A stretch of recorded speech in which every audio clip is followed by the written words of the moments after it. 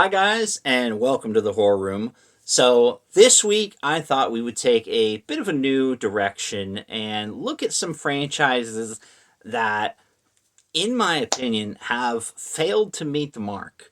Now, how do you define a failed franchise? People could look at, let's say, the Friday the 13th franchise, and you could say, based on the popularity of some of those movies, that it has failed to reach the heights that other franchises have reached, like Freddy or even Michael Myers. But I don't think I would consider those a failed franchise. You could look at something like Puppet Master; those are direct to video.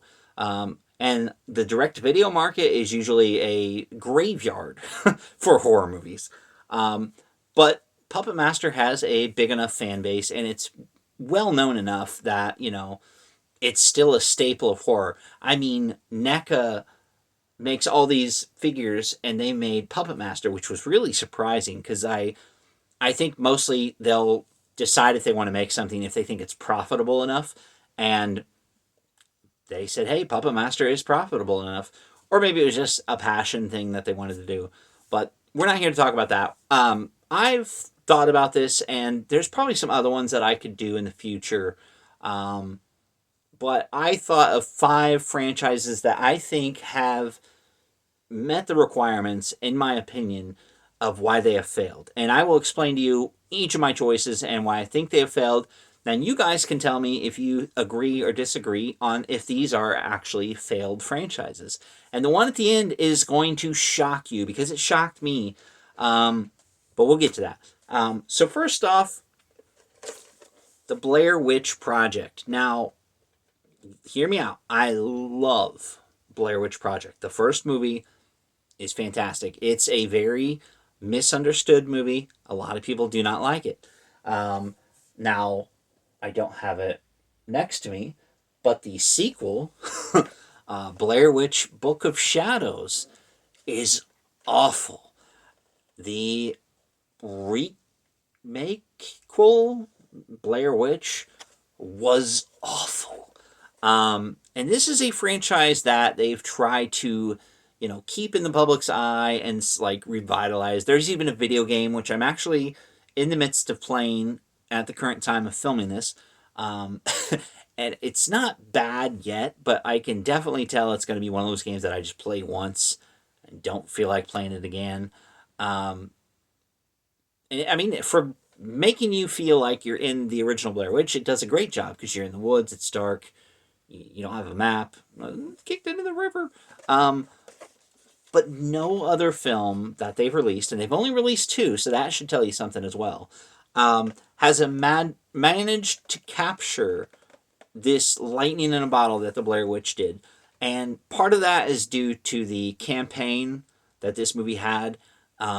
They were toting it around like, this is found footage. This is a documentary of these missing people, and you're going to witness it. And they had all these posters, and they had like a website that was dedicated and had lots of info.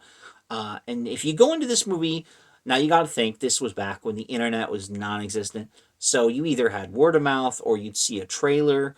Um, and it was really genuinely compelling and exciting to witness this film in that mindset. Nowadays, I guess you could say the internet can spoil it for you. Obviously, it's not a real thing, but it's a fun story to get behind, especially if you pay attention during the first like 20 minutes when they're interviewing the townsfolk. You get little tidbits of information. There's lots of theories and speculations regarding like what actually happened to the people in this movie. Well, the characters, you know what I mean. So that kind of thing is fun. But if you want to expand on this, you'd think maybe, hey, let's go back and explore the history of the town of Burkittsville, the origins of the Blair Witch. But no, they just seem to focus on like, we found more footage. They're going to look for more footage. They're going to look for the missing people. Um, and one thing I will say I do love about this franchise is they have not definitively showed the Blair Witch.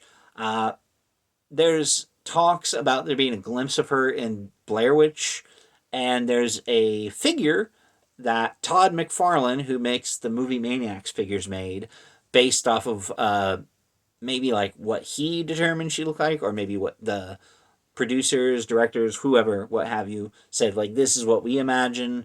And he did two different versions, so that's cool. Um, and there's like one that's like more tree looking, which is kind of makes sense, kind of cool. But I prefer the one where she looks more demonic. She kind of looks like a deadite. I guess it's a little silly, but um, yeah, based on that, I don't think the Blair Witch has been a successful franchise. The first movie definitely stands out, but if it's one movie that everyone recognizes, can you really just call it a franchise? It's an iconic film, but I don't think I'd call it a franchise. Um, so then we have a very controversial one, and that is Jeepers Creepers. Now, people fondly remember the first movie. The second movie, it's one of those early 2000s movie that kind of missed the point of the first one and was more laughably bad, kind of okay. Like, I think the first couple minutes and the ending are cool. But the real controversy comes behind the director of these films, Victor Salva. Ugh. He was accused of some very horrible things. Actually, not just accused. I'm pretty sure he was convicted. Um, but we're not here to talk about that. We're not going to debate about that. You can do your research on that. And he has made other films in the past that definitely support these things that he's done, these allegations. One of them being Clown House. Messy, messy history with that one, and very sad. Um, but people will defend the Jeepers Creepers movies. Like, I get you separate the art from the artist sometimes. Um, but again, this is a very unsuccessful franchise. If you even think that, the second movie is pretty good, can you say that about part three? Can you say that about the fourth one? Which I didn't see that one, but I heard how awful it was, and I watched a little review on it, and I was like, wow. Um, and I tried to enjoy the third one because I was like, hey, it's a new director. They're getting away from that guy. But the sad thing is, the director of the first two movies, he knows how to make the Jeepers Creepers character truly terrifying. And that's a damn shame. So I think due to that this is never going to be a successful franchise. No matter how much people try to defend, like, hey, the creeper character, ironically, he can surpass this. He can get away from all this controversy, even if you can separate it. You cannot deny that the first movie is the best one, and after that they just really start tanking. And there are a lot of franchises that do that. Like Halloween, you could say, hey, the first one was great, and after that they really started to go downhill. But Michael Myers has 10 times, no, 20, no, 50 times more staying power and enduring power than the Creeper. Um, and I don't think Jeepers Creepers will ever be a successful franchise. Um, the fact that it took them so long to do anything with the movies. Now, there's a few companies that are putting out figures and stuff, but few. Like I said, few people want to touch this, not just because of the what's the word I'm looking for?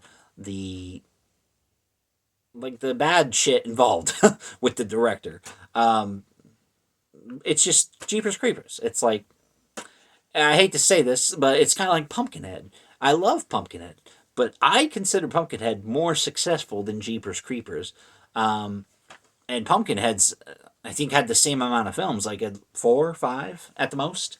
Um, but I feel like Pumpkinhead, if they were deciding to do a remake of Jeepers Creepers or Pumpkinhead, I feel like they would totally do Pumpkinhead first, even though that's been kind of in the talks for a couple years. Um, Next, is a series that I've watched most of, but not all yet. I'm planning on getting to the other two. But so far, it feels very stale, repetitive. And that, unfortunately, is Hell House LLC. Um, Now, the first movie, when I watched it, I'd never seen it. I've heard about it, but I was like, let's watch it. It looks like this, haunted house gone wrong. The house is Octoberville. Haunt. I love movies like those. But this was a more supernatural, ghost haunting type thing, like a Grave Encounters or a Paranormal Activity style. So you go into this movie, and this is the extended version, which had extra stuff added in. But the movie didn't feel bloated. It was paced nicely. Um, it does drag with the character interactions. Some of that felt a little and I did not like the ending too much. But I will admit I loved the scenes with the clown. Um, Now it went from like, oh, like it's just a doll, but it's moving in different spots, to you see it straight up move, which can be kind of scary. But I liked it better when it was more subtle, like it's there 1 minute and then it's gone, or we have to reach across it. Oh, creepy. Um, but then you go into the sequels, and it's like, okay, there's the clown again. He's doing more of the same, and that's all you get. And there's more story and like interconnecting, like this happened during this movie and this movie happened after this, and all these characters. I don't know, I just couldn't get into it. um, and I think the next one that I was on before I stopped, I had to take a break, I got through three of them, was Lineage. And just based off the pictures and the trailer that I saw, it looks like they were like, you know what, we need to add some more clowns. That's going to be really scary. Let's make three clowns. Now, I'm not going to be too judgmental because I haven't watched it yet, but based on what I've seen so far, their reliance for their scares are based off of just this clown. Um, I appreciate the fact that they're trying to weave a story together, but they're overcomplicating it with these extra characters and this history. And I know some people like the lore and they like to add to the story.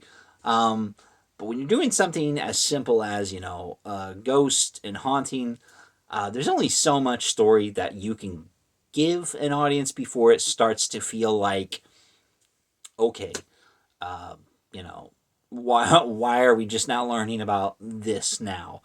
And the clown thing, it's scary at first, but after a while, it does become very repetitive.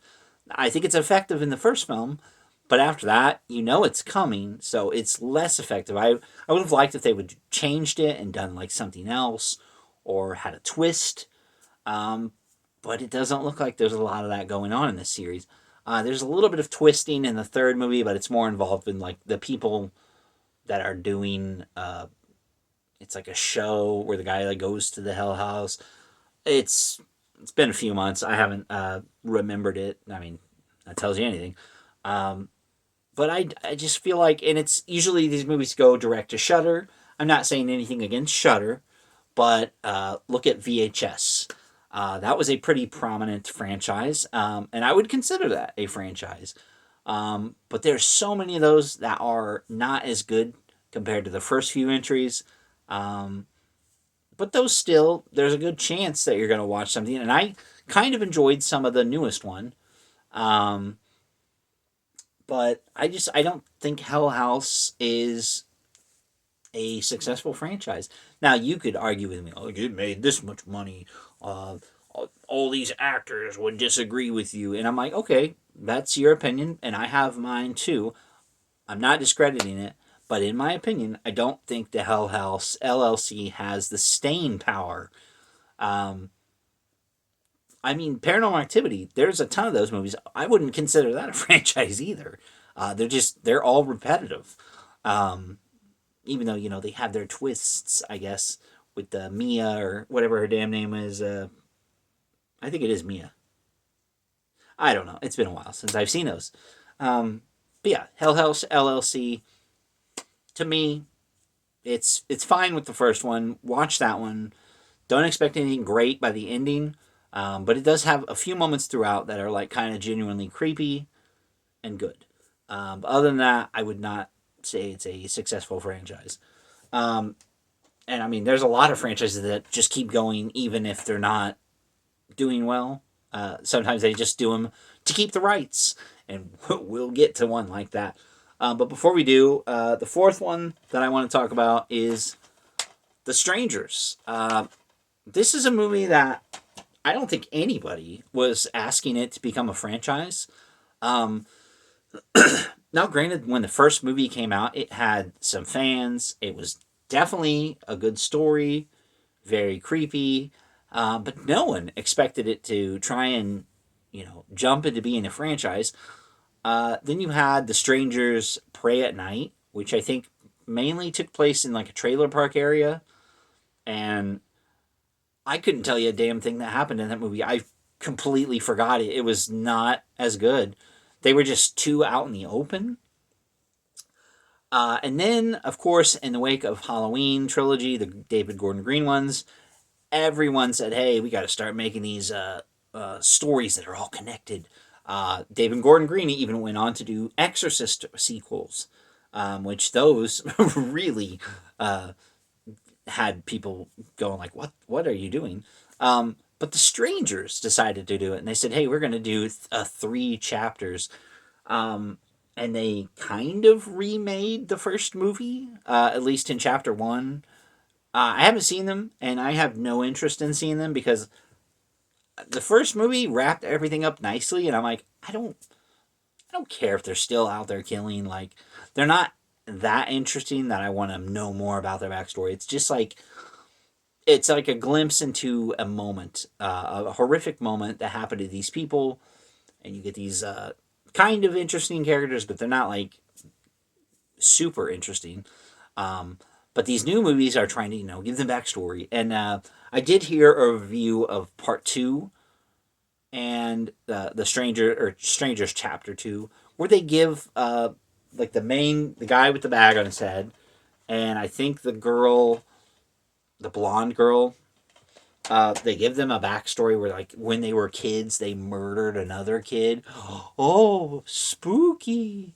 Um, and maybe they're alluding to that this town is involved in it, like some sort of cult. Like, really? Like, do we need all that for the Strangers? Um, and there's people that are fans of the first movie and the second movie, for some reason, that have even said that these new movies are just really not that good. And from what I've seen of the money that they're making or not making, um, and I don't know if they've already shot the third movie or if they were planning on doing it, but yikes, it's going to be interesting to see how it all wraps up, at least from a financial perspective. Because, like I said, I have no interest in watching any of these. And you might be saying to yourself, well, how can you judge this as a franchise when you haven't even seen them all? Well, I'm telling you, because right now, the first movie, one and done. You don't need anything else besides that.